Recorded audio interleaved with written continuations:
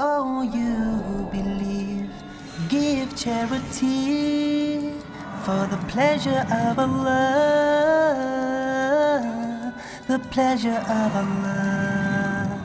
Oh, you who believe, read the Quran every night of Ramadan, night of Ramadan. Welcome, O Ramadan. It is Ramadan. It is Ramadan.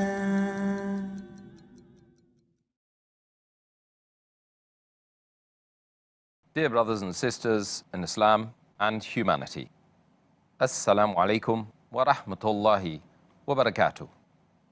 May the peace, mercy, and blessings of Allah subhanahu wa ta'ala be on all of you. Welcome to the show, Ramadan, a date with Dr. Zakia.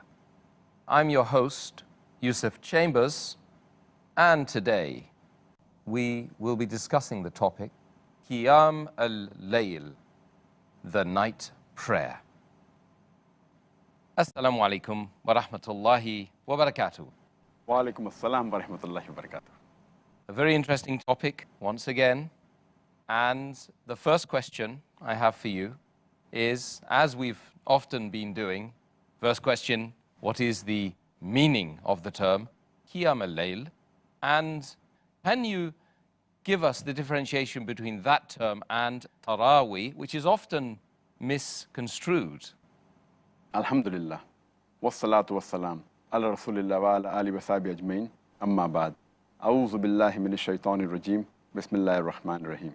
Rabbi shrah li sadri wa yassir li amri wahlul 'uqdatam min lisani yafqahu qawli.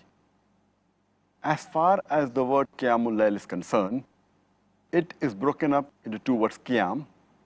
Qiyam means to stand, and al-Layl means the night. So literally it means standing in the night. But in the Sharia, in the Islamic context, it means it is a voluntary prayer which is prayed after Isha and before the break of dawn. And as we are aware that Isha starts after the redness of the sky disappears after sunset, and you can pray this Qiyamul Layl just before the break of dawn, before the time of Fajr.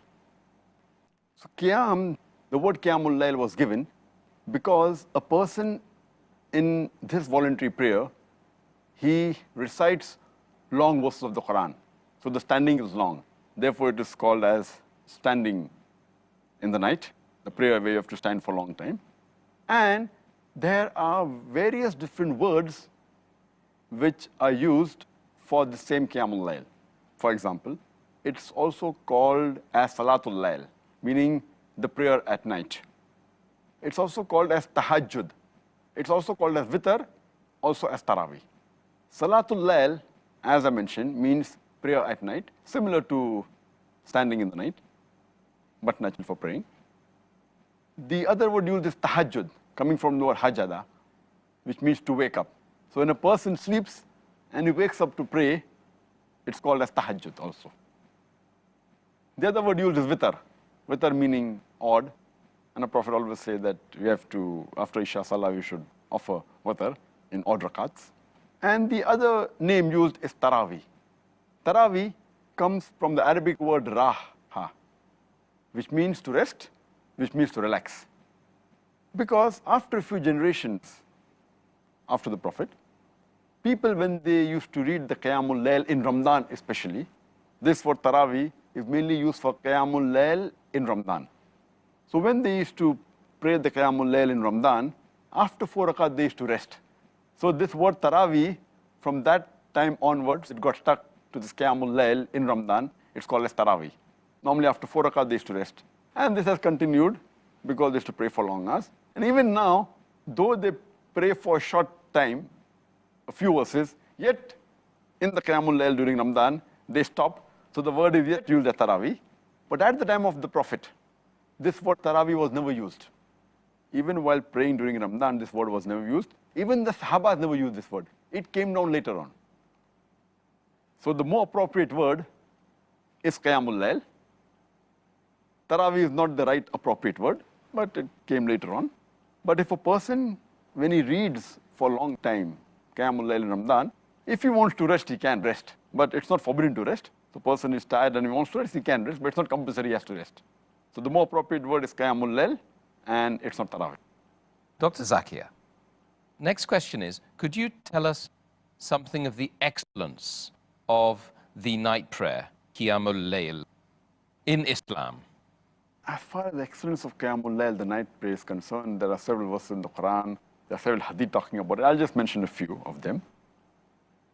Allah says in the Quran, in Surah Sajda, chapter number 32, verse number 16, talking about those people who are people of paradise, those who go to Jannah, and he describes these people that their limbs do forsake the bed of sleep, and they call to their Lord in fear and hope.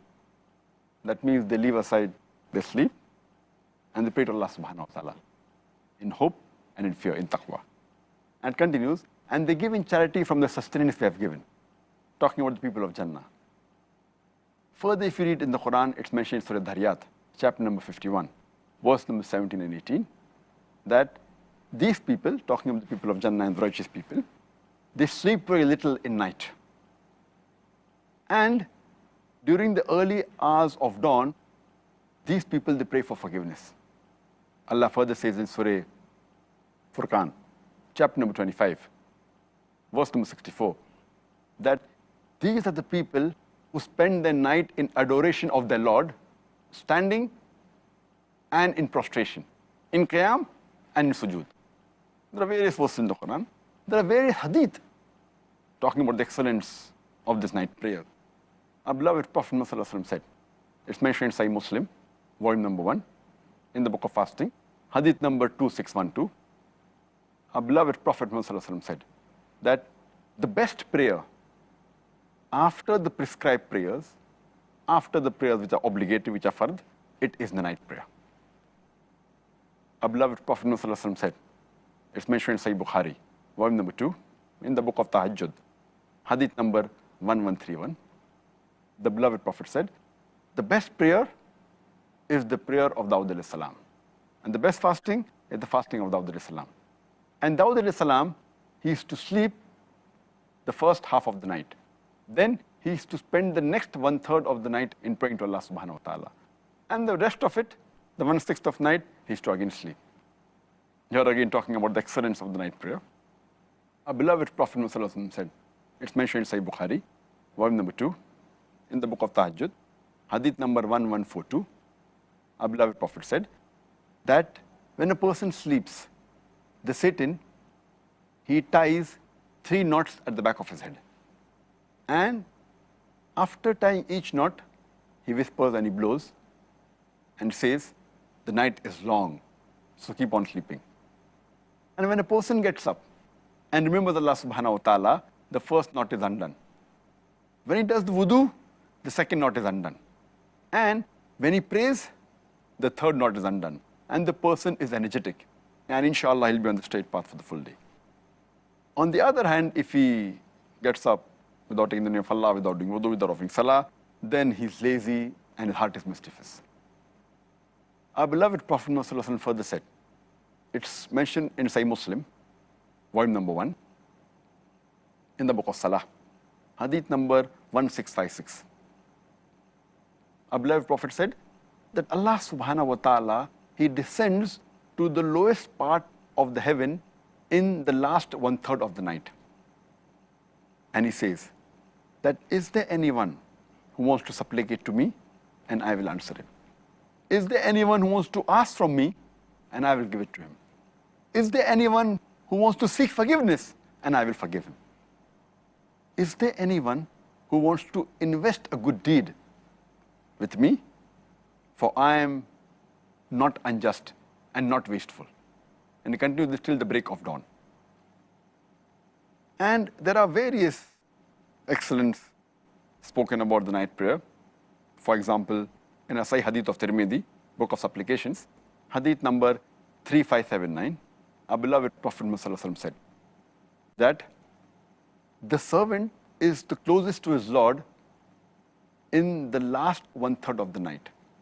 And if he asks him, and if he prays to him during this time, it is the best time that he can pray to Allah subhanahu wa ta'ala. It's mentioned in a Sahih Hadith of Tirmidhi, in the book of supplications, Hadith number 3499, that when a person asked that which is the best time to pray, the beloved Prophet ﷺ said that the best time that a prayer will be answered is during the last 1/3 of the night, and after the prescribed prayers, after the 5 obligatory prayers.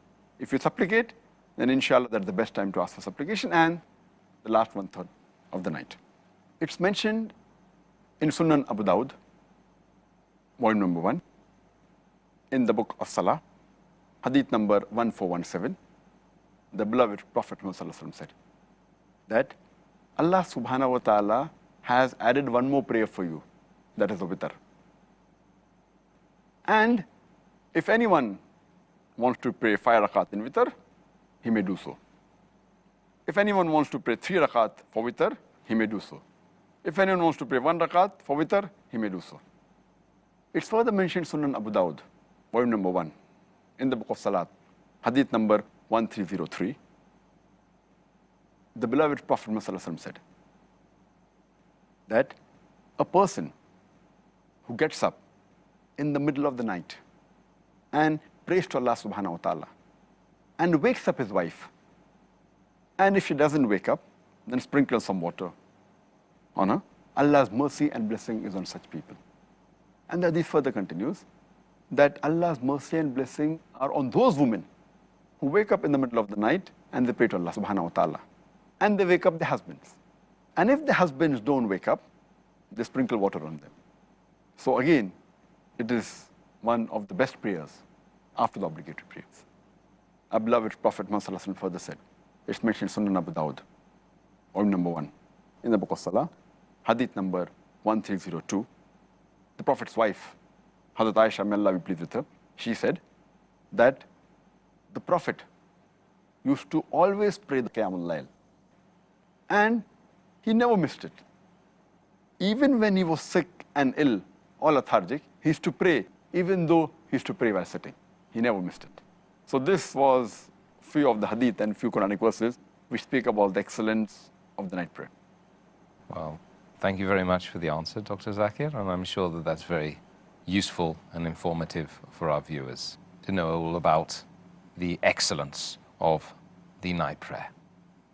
In Islam generally, of course. Now I want to move on to discussing Qiyaam al-Layl in terms of Ramadan. Could you give us some information about Qiyaam al-Layl in the month of Ramadan? All the advantages, all the blessings, all the excellence which are there, which I spoke in the earlier answer, for Qiyaam al-Layl generally, is multiplied in the time of Ramadan. Ramadan is the month of mercy, as we discussed earlier, and you get more sawab, you get multiple times, more sawab 10 times to 700 times. So all the excellence discussed in the normal time, in the month of Ramadan, it is multiplied. And the beloved Prophet ﷺ said, it's mentioned in Sahih Bukhari, volume number 3, in the book of fasting, hadith number 2009, that anyone who offers the night prayer in the month of Ramadan with the belief and with seeking Allah's reward, all his past sins will be forgiven. And it's mentioned in the Sahih Hadith of Sahih ibn Hibban, Hadith number 3438, that the person who comes to Muhammad Sallallahu Alaihi Wasallam and asks him that what if I say there is no God worthy of worship except Allah subhanahu wa ta'ala, who has got no partners, and Prophet Muhammad Sallallahu Alaihi Wasallam is the messenger of Allah subhanahu wa ta'ala, and if I offer 5 times obligatory salah prayers, and if I fast in the month of Ramadan, and if I pray in the night during Ramadan, if I offer the night prayer in Ramadan, Qiyaam al-Layl, and if I give zakat, then what is my position? So the beloved Prophet said that anyone who does all these things, he will be amongst the Siddiqeen, that's righteous people, and among the Shuhada, amongst the martyrs. So this is the importance. Everything is the same, but it's multiplied will be called amongst the righteous people and amongst those who are martyrs. And therefore, a person should see to it that he should offer the Qiyamul Layl in Ramadan. It's very important. He should not miss it. And furthermore, besides the spiritual benefits that are discussed in the previous answer, there are even physical benefits. When a person fasts for the full day, then during iftar he eats, and then if he offers Qiyamul Layl, it is good for the body. The body is fasting, then he stands, in the posture of bowing, then the sujood. It's a good exercise, and besides getting spiritual benefits, it even gets physical benefits. So as far as possible, a person should see to it that he should not miss the Qiyamul Layl. Excellent. I'm sure that a lot of people are going to be praying the night prayer now after you've given that good advice. The next question is relating to the time that Qiyaam al-Layl should be practiced during the night. What's the best time during the night? Our beloved Prophet ﷺ said, it's mentioned in Sahih Hadith of Musnad Ahmad, volume number 6, page number 7. The beloved Prophet ﷺ said that Allah subhanahu wa ta'ala has added one more prayer, that is the witr. So pray witr between Isha and Fajr. That means the time of Isha is after sunset, when the redness in the sky disappears. That is the time of Isha. So after you offer Isha, you can pray any time before the break of dawn, before the time of Fajr starts. This is the earliest and the latest where you can pray the Qiyamul Layl. And as I mentioned earlier, witr is another name for Qiyamul Layl. And a beloved Prophet ﷺ said, it's mentioned in Musannaf Abdul Razak, hadith number 4623, that a beloved Prophet ﷺ said that if someone fears that he will not wake up in the night, then he can offer the witr or the Qiyamul Layl in the early part of the night. But if a person knows that he's going to get up at night, he should pray at night after he gets up from sleep. Because praying in the later part of the night is much better, where angels witness for the person. And as I mentioned earlier, the hadith I mentioned earlier of Sahih Muslim, volume number 1, hadith number 1656. It's a hadith which is also there in Sahih Bukhari with a different wording. It is muttafiq alayh. It also occurs in Sahih Bukhari, volume number 2, in the book of Tahajjud, hadith number 1145. Our beloved Prophet ﷺ said that Allah the Supreme, the Glorious, He descends to the lowest part of the heaven during the last 1/3 of the night. And then He asks, is there anyone who is supplicating to me so that I can answer his supplication? Is there anyone who is begging to me so that I can give him? Is there anyone who's asking forgiveness so that I can forgive him? It's the muttafiq alayh hadith, occurs in Sahih Muslim, also in Sahih Bukhari. It's further mentioned in the hadith of Tirmidhi, in the book of supplications, hadith number 3579, that the closest a servant is to his creator Allah subhanahu wa ta'ala is during the last 1/3 of the night. And if he prays to him during that time, it's the best. So the Qiyamul Layl, the witr, it's immediately after Isha is the earliest you can pray, up to the break of dawn. But the best time is the last 1/3 of the night. And that's what is further mentioned in Sahih Bukhari, volume number 3, hadith number 2010, where Hazrat Umar, may Allah be pleased with him, he said when people were offering the Qiyamul Layl in Ramadan immediately after Isha, that it's good, but it would have been better if they offered the last 1/3 of the night. So praying in the last 1/3 is the best. But you can start immediately after Isha and pray just before the break of dawn, before the Fajr time. But in the mosque generally, majority of the mosques, they have immediately after Isha, that is approximately 2 hours after the break of fast, after sunset, plus minus half an hour, most of the mosques, because it's convenient. Because there are people who are young in the congregation, there are people who are elderly people, there are women. So to make it easier and not to make life difficult for them, because most of them it's difficult for them to get up in the middle of the night. So in majority of the mosques, they have it immediately after Isha, about maybe 2 hours or 2.5 hours after the break of fast, which is no problem at all. It's better to pray than not to pray. Better to pray early than not to pray. But the best time is last 1/3 of the night. So if some of the mosques have during the last 1/3 of the night, Qiyaamul Layl in Ramadan, that's the best. But the majority of the mosques have it earlier, which there is no problem at all. Okay, good. I think you can do both, of course. Alhamdulillah. Allah has made life easy for us. Alhamdulillah. May Allah allow us to do it the whole month, inshallah, and take all the benefits that you've mentioned and will continue to mention during this interview and the question and answer sessions to come up, inshallah. Dr. Zakir, the next question is relating to the etiquettes of the night prayer. Could you explain some of the most essential etiquettes of the night prayer? There are some hadiths which give us some guidance. There's a hadith which is a Sahih hadith according to Sheikh Albani. It's a hadith of Bayhaqi, where it says that a beloved Prophet ﷺ said that when you get up in the middle of the night, then you use the siwak, and then you do wudu and then offer salah. So using the siwak is a sunnah. Further, it's mentioned in Sahih Bukhari, volume number 2, in the book of Tahajjud, hadith number 1154, where the beloved Prophet Muhammad ﷺ said, and he gave certain things that when a person gets up in the middle of the night, he can recite, La ilaha illallahu wa'dahu la sharika lahu, lahul mulku wa lahul hamdu, wa huwa ala kulli shay'in qadir. Alhamdulillah, subhanallah, wa la ilaha illallah wallahu akbar, wa la hawla wa la quwwata illa billah. And then you can recite, Allahumma ighfirli, Allah forgive me, Allah forgive me. So these are recitations which you can do when you get up. Our beloved Prophet ﷺ said, it's a hadith of Sunan Nasai, hadith number 1621, where the beloved Prophet said that when he used to get up in the middle of the salah, Hazrat Aisha, may Allah be pleased with her, she said that whenever the Prophet used to get up in the middle of the night, he used to recite, Subhan Rabbil Alameen, means glory be to Allah, the Lord of the worlds. He used to recite several times.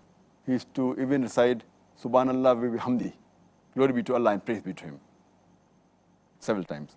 So these are few of the etiquettes for a person when he gets up in the middle of the night to offer the salah. And there's also hadith of Sunan Abu Dawud. It's a Sahih hadith, volume number 1 in the book of Salah, hadith number 1324. Once when Muhammad Sallallahu Alaihi Wasallam, in the night when he was passing by, he heard Hazrat Abu Bakr, may Allah be pleased with him, reciting the Qiyaamul Layl. And you could hear his voice. And later on he hears the voice of Hazrat Umar, may Allah be pleased with him. When both of them come to him the next day, he says to Hazrat Abu Bakr, may Allah be pleased with him, that I could hear your voice, it was soft, it was low. Abu Bakr, may Allah be pleased with him, he replies, that the person who I was praying to, he could hear it. Therefore I was praying softly.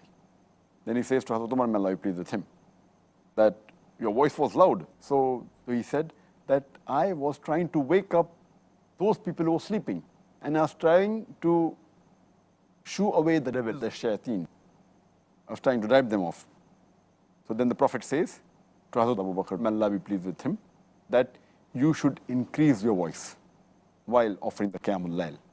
And he told to Hazrat Umar, may Allah be pleased with him, that you should lower your voice while offering Qiyaamul Layl. That means your voice should be moderate, neither too loud, neither too soft, while offering the Qiyaamul Layl. And there's another hadith, which is a Sahih hadith, mentioned in Sunan Abu Dawud, volume number 1, in the book of Salah, hadith number 1322, that Ibn Abbas, may Allah be pleased with him, he said that whenever the Prophet offered the Qiyaamul Layl, you could hear his voice in the inner room when he was reciting in the house. That means the voice was moderate, neither too loud, neither too soft. So these are few of the etiquettes of Qiyaamul Layl. Okay, thank you very much, Doctor. The next question relates really to the length of time, the length that one should make the night prayer. Is there any indications from Quran Sunnah relating to the length? There are various hadith talking about it, and the length can vary, but the sunnah of the Prophet was that he used to pray usually for long hours. And the hadith in Sahih Bukhari, volume number 2, in the book of Tahajjud, hadith number 1135, that a Sahaba says that I joined the Prophet one night while he was offering the Qiyaam Layl. And it was so long that an evil thought came to me. So when he was asked, what was the evil thought? He felt like sitting down and keeping the Prophet standing. That means it was so long. There's another hadith in Sahih Muslim, point number 1, in the book of Salah, hadith number 1697, where it says that once a Sahaba, he prays the Qiyamul Layl along with Prophet ﷺ, and the Prophet started reciting Surah Baqarah. And the Sahaba says that when we finished about 100 verses, he thought the Prophet would bow down, but the Prophet continued. Then later on he thought that after some verses he would bow down, but he continued. Then he thought that, okay, maybe after Surah Baqarah ends, the Prophet would bow down. But after Surah Baqarah ends, he continues reciting. He recites Surah Nisa. And that again is 176 verses. And after that ends, he recites Surah Al-Imran. And he continues leisurely. That means Prophet used to pray for hours. Imagine, Surah Baqarah, Surah Nisa, Surah Al-Imran. It is about, all put together, at least 5 juz. Imagine, only in that one rak'ah. Subhanallah. So this was the length at many a time. But there's no fixed length. A person can vary as much as. The Prophet always preferred praying longer. Further, it's mentioned in a Sahih hadith of Sunnah Abu Dawud, volume number 1, in the book of Salah, hadith number 873. The beloved Prophet, one of the Sahaba, says that when he used to pray, he started the Qiyamul Layl, and he, after Surah Fatiha, he read Surah Baqarah. Then he went in the ruku, in the bowing position. And when he was in the bowing position, he stayed there as long as he was standing before. Then he got up, he put his head straight, and he was in the standing position till as much time as he was in the bowing position. Then he goes to the sujood. And the Prophet was, but naturally says that he said Subhana bin Nazim in the ruku, glory be to Allah. And then in the sujood he says Subhana bin Allah, glory be to Allah who is the highest. And he was in the sujood position as long as he was in the standing position. And in between the two sujood also, he was as long as he was in the sujood position. Saying that all these positions, Qiyaam, the ruku, the standing after ruku, the sujood, and the sitting between the two sujood, he used to take his own time and it used to be long. That means the Qiyaam al-Layl was very long. There's another hadith in Sahih Muslim, volume number 4, hadith number 6774, Hazrat Aisha, may Allah be pleased with her. She says that the Prophet, while offering Qiyaam al-Layl, the night prayer, he used to stand for such long hours that his feet used to swell. So his wife, Hazrat Aisha radiallahu anha, may Allah be pleased with her, she says that all your past and the future sins have been forgiven. So why do you ask for forgiveness so much? Why do you pray for so long? So he said, shouldn't I be thankful to Allah subhanahu wa ta'ala? So all the more reason he says you should be thankful. So the Prophet normally used to pray for long hours. So the longer you offer the Qiyamul Layl, the better it is. Well, may Allah give the strength to utilize the night prayer with length, like you've described the Prophet Muhammad ﷺ to have done. Alhamdulillah. Dr. Zakir, is it better, according to Quran and Sunnah, to offer the Qiyam al-Layl individually or in congregation? There are hadith which say that a person can offer Qiyamul Layl individually, also in congregation. Both are accepted, and all the references I gave, most of them the Prophet used to offer together, and I gave some references when the Sahaba used to join the Prophet, so both are there. But as far as which is better, but natural, there are various hadith in Sahih Bukhari saying that if you offer in congregation, you get 27 times more sawab. There was the two hadith saying that. And further, as far as the Qiyamul Layl in Ramadan is concerned, there's a hadith in Sahih Bukhari, volume number 3, in the book of Taraweeh, hadith number 2012, where once the Prophet, he goes to the mosque, and there he finds that people are offering in groups. So he offers Salah, the Qiyamul Layl, at night, and many people joined behind him. Next day, the news spreads, and the next night, the full mosque is filled with people. The third night, again, when the Prophet comes to offer the Qiyamul Layl, the mosque is overflowing with people in the congregation, but naturally. The fourth night, again, it is overfilled. But the Prophet, he knows people are waiting out, again, to join him for Qiyamul Layl. He does not go out purposely. And during Fajr, after offering the Fajr Salah, after the Salah is over, and he says that not that I was not aware that the people were waiting for me for the Qiyamul Layl, but I did not want to make it compulsory for you. I don't want people to think that it's compulsory to offer Qiyamul Layl, lest it would be difficult for you. So purposely Prophet gave a break to make it known to the people that it's not fard to offer Qiyamul Layl, and he didn't want to make it difficult for the people. But from the hadith you come to know that offering Jama'ah is better. And there's another hadith in Sunan Abu Dawud, volume number 1, in the book of Salah, hadith number 1370. One is the Prophet was offering Qiyamul Layl, and he finishes, and when he's about to get up, people say that why don't you pray more?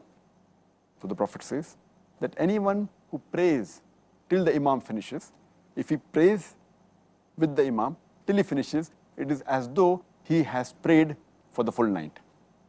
So from these two hadiths we come to know that offering Qiyamul Layl in congregation is better than offering individually, irrespective whether it's in Ramadan or outside Ramadan. Okay, thank you, Doctor.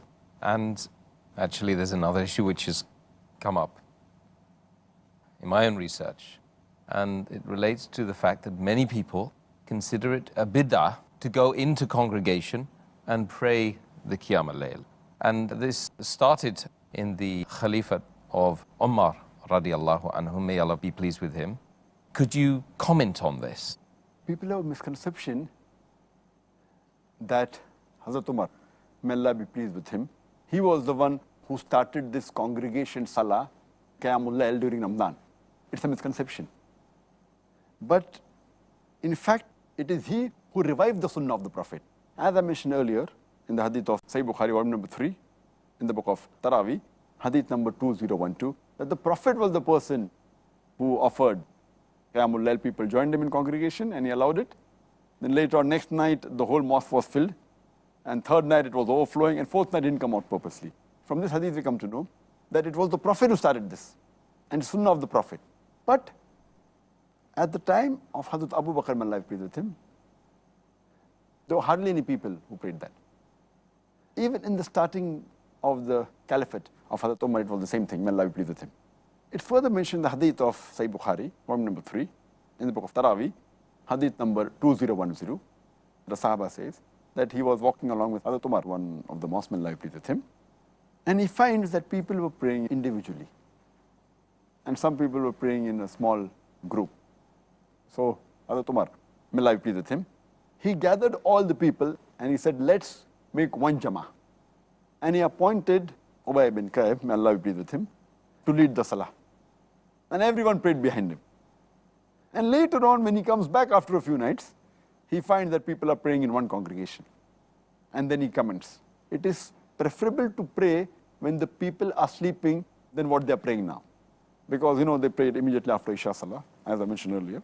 So praying the Qiyamul Layl in Ramadan, what people call as Taraweeh, it's preferable to pray in the last 1/3 of night. But if you pray early also, it's no problem. Now, coming back to the question, when he said that it's an excellent bid'ah, people misunderstand the statement, and they say, oh, that means the bid'ah can be good. Bid'ah is normally, in the Sharia, means an innovation in the religion. But here, Hazrat Umar, may Allah be pleased with him, he never used it as a bid'ah in the religion. There's nothing like bid'ah which is good. because it's mentioned in the hadith of Sahih Muslim, volume number 1, hadith number 1885, that all innovations in the religion are wrong and they lead to error. And other hadith says that all innovations lead to hellfire. So all innovations are wrong. Now, based on this hadith, when Umar may Allah please him said that it's an excellent bid'ah, so people normally say that bid'ah can be good and can be bad, good bid'ah is allowed. So what he really meant here was bid'ah in the linguistic term, not bid'ah in the religion. Because in linguistic term, bid'ah means something which is new. So at that time, people did not pray in one congregation. So he reminded them of the sunnah of the Prophet ﷺ. So it was going back to the sunnah of the Prophet, but for that time it was bid'ah linguistically, it was something new. So it doesn't mean that Hazrat Umar, may Allah be pleased with him, he innovated something in the religion. He took the people back to the sunnah of the Prophet. For example, if I go to a city where people are wearing the trousers below the ankle, and if I say that, wearing above the ankle is the sunnah of the Prophet. But it's a bid'ah for that time, because people, it's new for them. They don't know about it. So it's bid'ah for that time, but it's going back to the sunnah of the Prophet, wearing the trousers above the ankle. So people misunderstand the statement of Umar may Allah be pleased with him, talking about new for that time and for that place and for the people. But actually, it's going back to the Prophet. So it is not what Hazrat Umar may Allah be pleased with him, he innovated it. He told the people that this is what the Prophet did. And there are several such examples. Many Muslims, temporary marriage done by some groups of Muslims. The Prophet had prohibited that. Hazrat Umar may Allah be pleased with him, he knew about it. So during the 7th Hijri of Tabuk, he said it is wrong. So people think he imposed it. But he knew the Prophet said it was haram, the temporary marriage. It's called as muta. So just because he implemented the sunnah, which very few people knew at that time, and he was there when the Prophet said that muta, temporary marriage, is haram, people think that he brought it into the deen. It's going back the sunnah of the Prophet. Hope that clarifies. Well, Jazakallah khair, Dr. Zakir. Dr. Zakir, I would call upon you to resolve one of the most common disputes in the Muslim Ummah during the month of Ramadan regarding the number of rakat that are prayed in the Taraweeh or the Qiyaam Layl or the night prayer. Is it 8 or should it be 20? Our beloved Prophet ﷺ said, it's mentioned in Sahih Bukhari, volume number 1, in the book of Salah, hadith number 472, he said that when a person asks that how should he offer the Qiyamul Layl, the Prophet said that he should offer Qiyamul Layl in 2 rakat, followed by 2 rakat, followed by 2 rakat, followed by 2 rakat, and so on. And when he fears that dawn is approaching, he should offer 1 rakat. So all the rakat become witr, become odd. That means you can pray as many as you wish. Later on, have one number, an odd number, so that everything becomes odd. So as far as the number of rakats are concerned, you can pray as many as you wish. But as far as the practice of Muhammad Sallallahu Alaihi Wasallam is concerned, this mentioned in Sahih Bukhari, volume number 2, in the book of Tahajjud, hadith number 1147, that Hazrat Aisha, may Allah be pleased with her, she says that the Prophet, while offering Qiyamul Layl in Ramadan, used to always offer 11 rakat, not more than 11 rakat. And this he used to do even in other months. That means 8 rakat of Qiyamul Layl and 3 rakat of Witr. So it becomes 8 plus 3, 11 rakat. And there are various other hadith which always say that all the hadith that we find of the Prophet ﷺ, whether it be Sahih Bukhari, Sahih Muslim, all of them said that he prayed 8 rakat or this 11 rakat. 11 includes 8 plus 3. And further, the same hadith of Sahih Bukhari, volume number 2, in the book of Tahajjud, hadith number 1147, Hazrat Aisha, may Allah be pleased with her, when she says that the Prophet always offered 11 rakat in Ramadan and even other times. And she said that he used to offer 4 rakat. And I cannot narrate to you the time, the beauty and the length of this rakat. And it's to again offer 4 rakat. And I cannot narrate to you the beauty and the length of this 4 rakat. And then he used to offer 3 rakat, indicating 8 plus 3. But if you read the practice of the Salaf Salihin, of our predecessors, of the Sahabas, the Tabain, Tabi Tabain, We find from records that they prayed 11 rakat, some prayed 13, some prayed 19, some prayed 23, some prayed 36, some prayed 39 rakats also. And if you read the Musannaf Ibn Abi Shayba, volume number 2, page number 165, 166, it says that the Tabain, when they offered the Qiyamul Layl in Ramadan, which is known as Taraweeh, they offered 20 rakat. Some place it says that they offered 36 rakat. So as far as the rakats are concerned, as the Prophet, the call, the command of the Prophet was that read 2 rakat, 2 rakat, 2 rakat, 2 rakat, as much as you wish, then one. And as I mentioned earlier in Sahih Bukhari, hadith number 472, volume number 1, you can read as many rakats as you want in 2, 2, 2 and then 1. But if you want to follow the sunnah of the Prophet always offered 8 rakat plus 3. So what is permissible? As many as you wish. 8, 10, 20, 36, no problem. And then followed by 3 witr. But the Prophet offered 8 plus 3, 11. But you can offer as many as you wish. Well, of course, you've mentioned that one could pray as much as you like in terms of the number of rak'ah, but the sunnah is 8. This is what you've said. That's it. The Prophet offered 8. Alhamdulillah. But he permitted you can offer as many as you wish. Right, right. So as many as you like, but the sunnah is 8.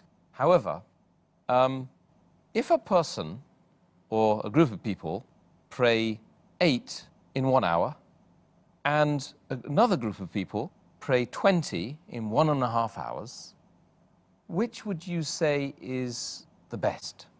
Here your question has got 2 portions. One is the number of rakat, other is the length. As I mentioned in the earlier answer, that the longer it is, the better it is. The Prophet said that. And the other is that any rakat is fine, Prophet offered 8. Now here 8 and 1 hour is better, or 20 and 1.5 hour is better. Before I answer this question, I'll tell you that if a person is offering his salah in a mosque which is praying in congregation 8 rakat, he should not get up and pray additional 12 and make it 20 because he feels 20 is better.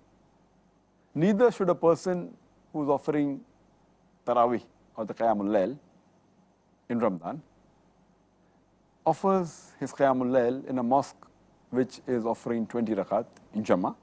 He should not offer 8 rakat and walk out, because the Prophet said that a person who prays along with the Imam and ends with the Imam, it is as though he has offered the Salah for the whole night. So we should be more tolerant and agree that the Prophet allowed all types. If a person wants to offer 20, if he is offering in a mosque of 8 rakat in Jamaat, offer 8 rakat in Jamaat, he can go home and offer the remaining balance of the 20, that's 12 rakat. As far as the question is concerned, which is better, 8 rakat and 1 hour, or 20 rakat and 1.5 hour? Here again, as I said, that the call, the commandment of the Prophet is that you can offer as many as you wish, and the longer it is better. But the Prophet offered long and 8 rakat. So if you ask me which is better, both acceptable, but the better would be that if he offers the same length but with 8 rakat. Same length, 8 rakat, whether it be 1 hour, 2 hour or 3 hours. So if you ask me 1 hour with 8 rakat is better or 1 hour with 20 rakat is better, I would prefer 1 hour with 8 rakat. But as the question is, if it's 1 hour with 8 rakat and 1.5 hour with 20 rakat, I would prefer 20 rakat 1.5 hour. Because the call of the Prophet is longer the better, which you're doing. And again, the call is you can offer as many as you wish. So I would prefer 20 rakat and 1.5 hour rather than 8 rakat and 1 hour. And that's what we see in the Harmain. They're 20 rakat, but they are long for approximately 2 hours there. And in the other mosque, they have 8 rakat and shorter duration. But in both the Harmain, Masjid Haram in Makkah and Medina, mashallah, they have for long hours. As it is the Harmain, you get multiple rewards. You get 1,000 times in the Masjid Nabawi and 100,000 in Masjid Haram, Makkah. Yes, absolutely.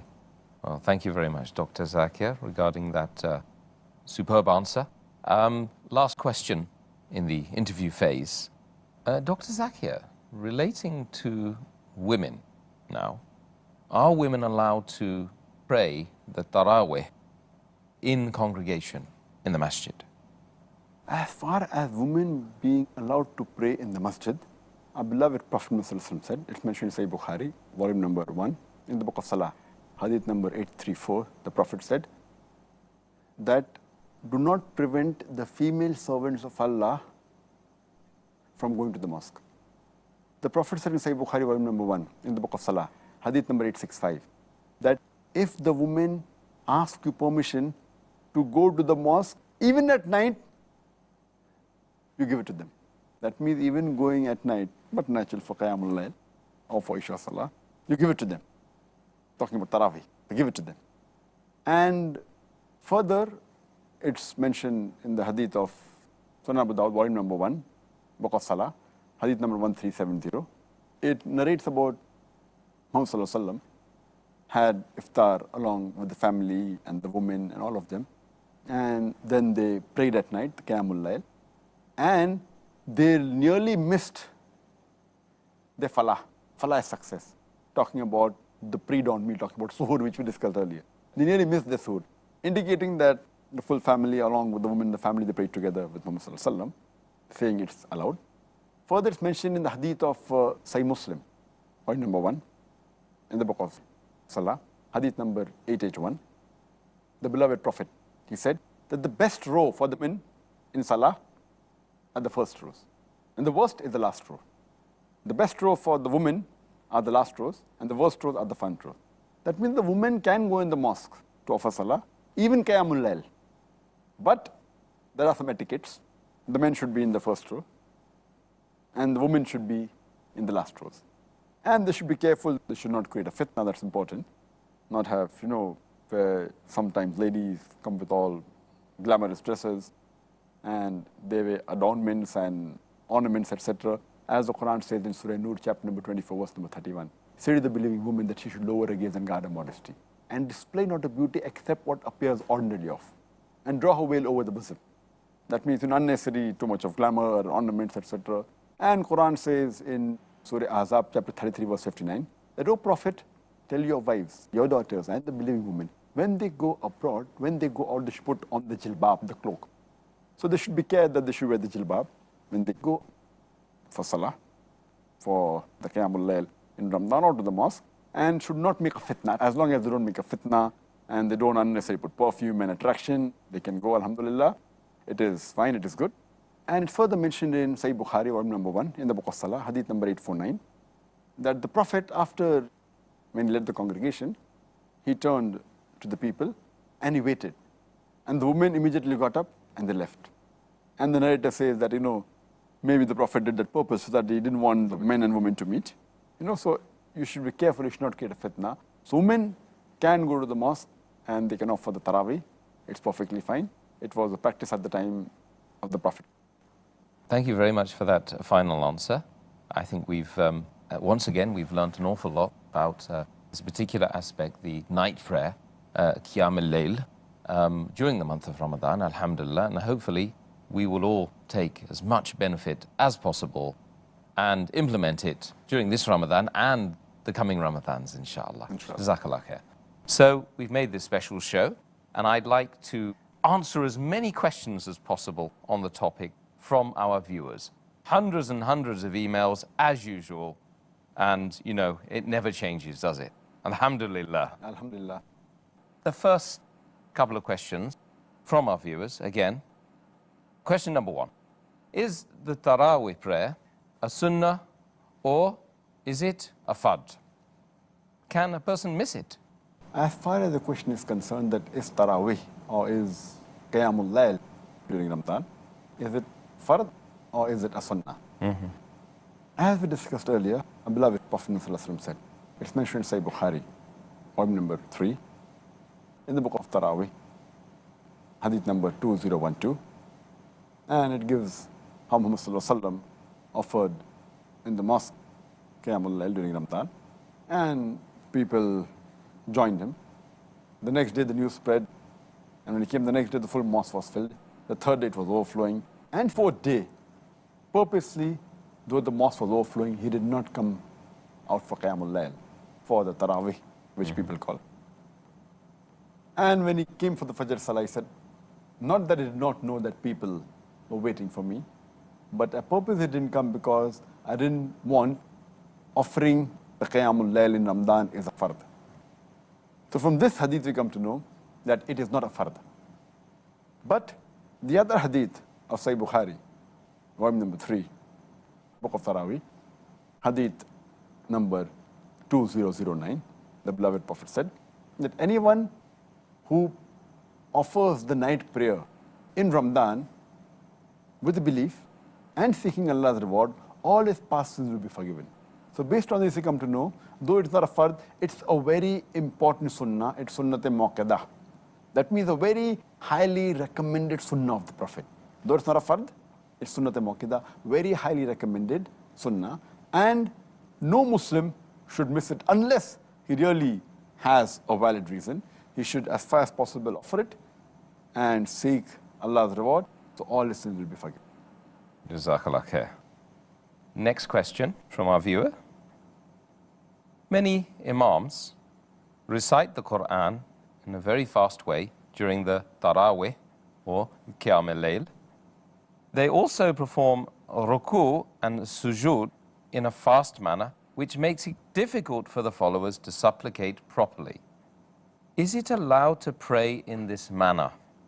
It is very common that many of the mosques, because they want to finish the full Quran in the month of Ramadan, in Taraweeh, and they want to make it as short as possible so people finish it, they do recite very fast, and very often you see that they go in the ruku and sujood very fast. And many a time, once I was in one of the mosques, and when the imam went in the sujood, I went after him. He got up again, went again. I was yet in my full sujood and he was doing a second sujood. Allahu Akbar. So is it right or is it wrong? It's mentioned in Sahih Bukhari, volume number 1, in the book of Salah, hadith number 757, that once the Prophet enters the mosque and there is another man who follows him. He offers the Salah. And after offering Salah, that man, he wishes the Prophet, Assalamu alaikum. The Prophet greets back and says that go back and pray because you have not prayed. The man goes back and he comes back to the Prophet. The Prophet says, go back and pray, you have not prayed. Again, the person goes for the third time. He prays and comes back. The Prophet again says, go back and pray for you have not prayed, for the third time. So the man says, I cannot pray better than this. Oh Prophet, please teach me how to pray. So then the Prophet says that after saying the takbir, you recite while standing in the Qiyaam as much of the Quran that you know by heart, whatever the Quran you know by heart you recite, then you bow down, go in your ruku, until you are at ease. And then say, glory be to Allah, subhanahu wa ta'ala. Then stand up straight until you are at ease. Then go in sujood with calmness until you are at ease. And then say, subhanahu wa ta'ala, glory be to Allah who is the most high, thrice. Then get up again until you are at ease. And then continue your prayer like that. That means all, especially your ruku and your sujood. And when you get up from your ruku, and in between the sujood, you should be at ease. You can't go up and down fast. If you do that, it is as though your prayer has not been accepted, as though you have not prayed. So if you pray in this fast manner, Taraweeh, where ruku, sujood, and fast, it is as though you have not prayed. So it is best that you pray slowly, with calmness. And if you really feel that you can't offer 20, then offer 8 rakah, but with peace, with ease, and with calmness. The best is that with peace, ease, and calmness, and long. Taraweeh should be long.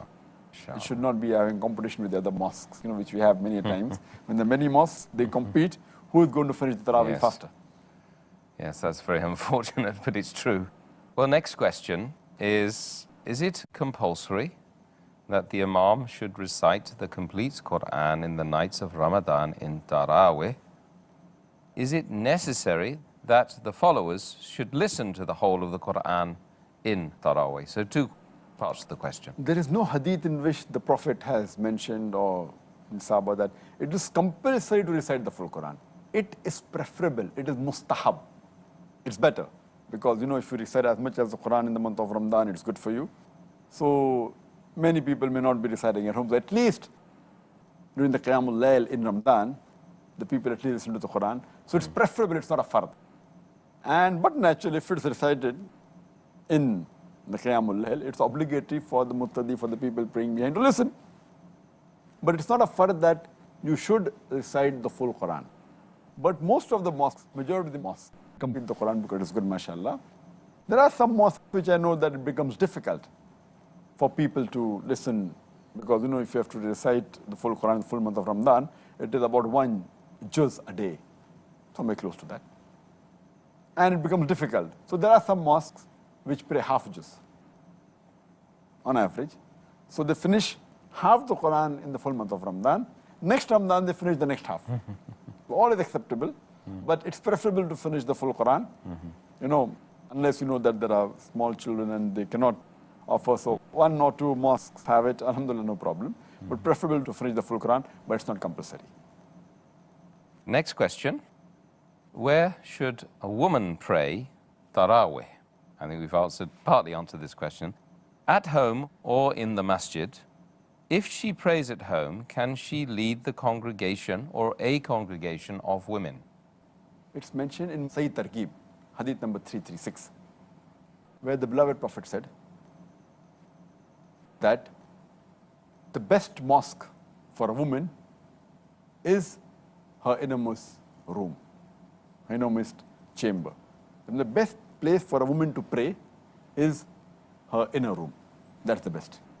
And in another hadith of Musnad Ahmad, volume number 6, hadith number 27202, which also mentioned in Sayyid Targhib, hadith number 335. Once a lady asked the Prophet, I would love to pray with you, the lady said. And the Prophet replied, I know you'd love to pray with me, but your prayer in your inner room would be better than praying in your house. The prayer in your house would be better than praying in the courtyard. Your praying in your courtyard would be better than praying in the mosque where you live, where around your people. Your praying in the mosque where you live, around your people, is better than praying in my mosque. That means for a woman, the best prayer is the inner room. MashaAllah. And the way is hadith that praying in your room is better than the house better than the courtyard better than the mosque in your area, then mosque in better than the mosque of the Prophet.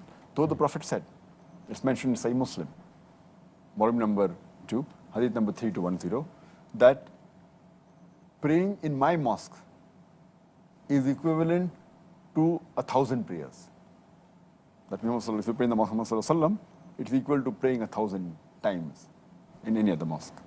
But this hadith is mainly referring to the men, because no two Sahih hadith can contradict.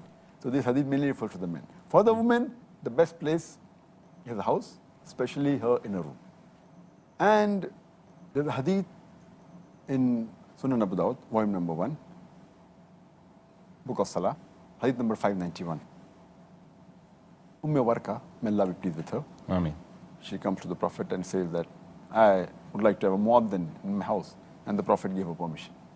The next hadith, Sunan Abu Dawud, volume number 1, book of Salah, hadith number 592, it says that Muhammad Sallallahu Alaihi Wasallam, he went to a house after appointing the muaddin, and he asked her to lead the prayer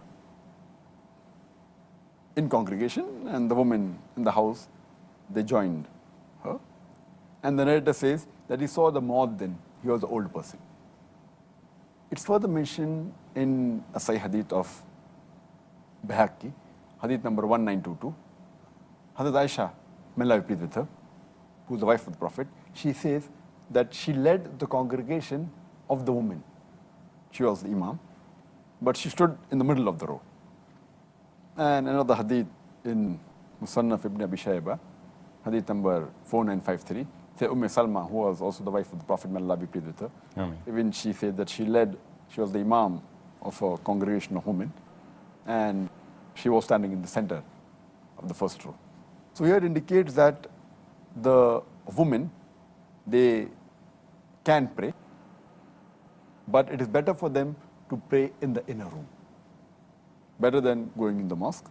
But they are permitted to go in the mosque, as we discussed earlier yesterday, that praying in the mosque is permitted, but for them the inner room is better than the house is better than the courtyard better than the mosque close to them. than the mosque of the Prophet. But they can pray, they can go to the mosque. If they pray at home, they can have a congregation. There's no problem at all. And a woman can lead the congregation according to the various hadith I mentioned. With women? Yes. Yeah. Next question, Dr. Zakir. Is it okay for a person who's following an imam in a congregational salah to hold a Quran in front of him whilst the imam's reciting? As far as holding the Quran for a muqtadi while offering Qiyamul Layl in Ramadan, and we do see that sometimes people hold, when we see the live telecast of the Qiyamul Layl in Ramadan, from the haram we find some people holding the Mus'haf, the copy of the Quran. Is it allowed? When we realize that if a person holds the Mus'haf, the copy of the Quran, he is unable to follow that keep his right hand over his left hand, which is a requirement for Salah. He can't put his right hand over the left hand, so he's not following one of the requirements of Salah. Furthermore, it will be a distraction for him to turn the page over. You know, if the Imam keeps on reciting for him to turn, it's a distraction. Furthermore, it will also prevent him from looking at the place of sujood. Normally your eyes should be looking at the place of sujood, that's what the hadith says. So if they're looking at the Mus'haf, they cannot look there. And it will prevent them from various other actions of ruku, it will be uncomfortable, sujood uncomfortable. So it is not advisable for a person to hold the Mus'haf and, you know, while the Imam is reciting. He should just listen to the Quran, what he knows by heart. Alhamdulillah, what he doesn't know, he should pay attention and try and listen, as the Quran says that whenever you hear the Quran, then pay attention to it and listen to it. So that's what you should do. It's not advisable to hold the Mus'haf. Okay, that's well answered. Thank you very much. Totally agree with you on that one. Alhamdulillah. Another question for you, Dr. Zakir. The viewer says, I pray Taraweeh in the mosque behind the Imam, but I want to pray more rak'ah in Tahajjud. Should I avoid witr behind the Imam, or should I pray the witr behind the Imam and later repeat my witr? As far as the practice and the saying of Muhammad is concerned, our beloved Prophet said, it's mentioned in Sunan Abu Dawud, volume number 1, book of Salah, hadith number 1370. The beloved Prophet, he said that when the people asked him to stay longer and pray more, so he said that a person who prays with the Imam till he ends, it is as though he has prayed for the full night. And the other hadith of Sahih Bukhari, volume number 1, in the book of Salah, hadith number 472, which says that when the person asks the Prophet about Qiyamul Layl, the Prophet said that you have to pray 2 rakat, followed by 2 rakat, then 2 rakat, then 2 rakat. And when you fear dawn coming, then pray 1 rakat. And the other hadith says that you can pray as much as you wish. So based on these 2 hadith, the best a person can have 2 options. One is that he has to pray till the end of the Imam. He can't come away from the Salah and not offer witr, because then he will not be, as the Prophet said, he would not be like a person who's prayed till the end along with the Imam. As the hadith of Abu Dawud 1370 says, that if he prays till the end along with the Imam, as though he has prayed the full night. So the best is he prays along with the Imam, also prays witr, and then afterwards, later on, if he wants to offer tahajjud, tahajjud is the same as Qiyamul Layl. Tahajjud means waking up again. So he goes home, he sleeps, and he wakes up again. He can again pray, but he should not offer witr, because there's no 2 witr. There's only 1 witr. Or the other option is that he prays along with the Imam, and when the Imam, in the last rak'ah of witr, when he ends his salah, this person should get up and pray 1 more rakat. So when he prays 1 more rakat, it doesn't become witr. And when he goes home, prays the tahajjud, and then prays the witr. Here, he's following the hadith, he's praying till the end with the Imam. So he gets the thawab of praying for the full night. And then he goes home, and he prays. And the witr is normally the last prayer is preferable. So he goes home, and he again prays the tahajjud, and after tahajjud he prays the witr. That is the second option, which is preferable, but the first is also fine. Okay, excellent. Thank you. Next question. How much Quran should one recite in each rak'ah of Taraweeh? There is no fixed rule per se. There's no limitation, but the Prophet did say that as much as you recite is better. we have in the hadith of Mustadrak al-Hakim, hadith number 1160, that the beloved Prophet, he said that anyone who recites 100 verses, he will be counted among those who are obedient. The next hadith of Mustadrak al-Hakim, hadith number 1161, that anyone who recites 100 verses will not be counted among the negligent. And the hadith of Sunan Abu Dawud, volume number 1, in the book of Salah, hadith number 1393, which says that anyone who recites 10 verses in the Qiyaam Layl, that is the night prayer, he will not be counted among the negligent. Anyone who recites 100 verses will be counted amongst the obedient. And anyone who recites 1,000 verses will get huge sum of rewards. So as much as you recite, it's better. It's mentioned in Sahih Muslim, volume number 1, hadith number 1697, that a Sahaba joins the Prophet and in Qiyaam al-Layl, and the Prophet continues and he, as I mentioned earlier, he prays Surah Baqarah, and he thinks he's going to end after 100 verses. He continues, 200 verses, he continues. He thinks he'll go in ruku after Surah Baqarah. Prophet continues of first Surah Nisa. Then he thinks after Surah Nisa he'll go, then he continues Surah Imran and continues praying. That means, more than 5 juz. That's how long the Prophet prayed. We also have the hadith which is mentioned in Muwatta Imam Malik, volume 1, in the book of prayer, chapter number 2, hadith number 4, where Ubay bin Ka'b, when he led the Salah, he used to recite 100 verses of the surah, long verses. And the recitation was slow, so people used to get tired and lean on the stick, and many times it used to continue till close to Fajr Salah, very long. But the Prophet also said, it's mentioned in Sahih Muslim, volume number 1, book of Salah, hadith number 943, that when you're leading a congregation, do not lengthen your Salah too much, because there are women, there are elderly people behind you, they get tired, so you have to shorten your prayer. And the Prophet then continues to say that if you're praying in congregation, and so you don't lengthen too much, but if you're praying alone, you can pray as much as you wish. As the Prophet, he prayed more than 5 juz. If you're alone, you can pray as much as you wish, but in a congregation, you can lengthen it, but don't make it too much. Don't go too much. It will cause a problem to the people who are in your congregation, the young children, the women, the elderly people. So that should be the size. Be balanced, in other words. That's right. Alhamdulillah. Next question, Dr. Zakir. Is it permissible to pray Taraweeh at home? Okay. If a husband leaves the wife and children in Taraweeh, will he get the reward equal to those who pray Taraweeh in congregation in the mosque or the masjid? Praying in congregation is preferable than praying alone, as we discussed earlier. Praying in the mosque is preferable than praying at home. So for the man, it's preferable that he goes to the mosque and joins the congregation. But as far as the women are concerned, the prayer in the inner room is better than prayer in the house, house better than courtyard, courtyard better than mosque. So it's preferable that the women pray at home.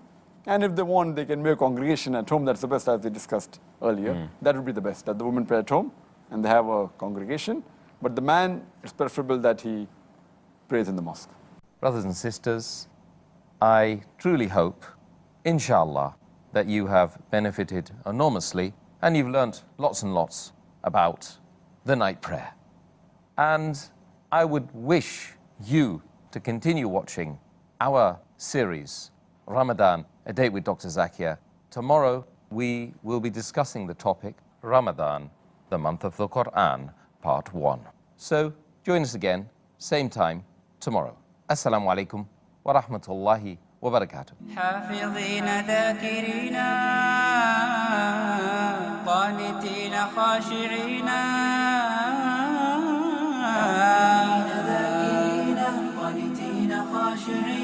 مسلمين مؤمنين للإله عابدين شهرنا صوم وعتق وقنوت فيه صدق يومنا صبر ورفق بدموع البائسين رمضان قد أهل بالصيام وأطل مسعدا أهلا وخلا ليته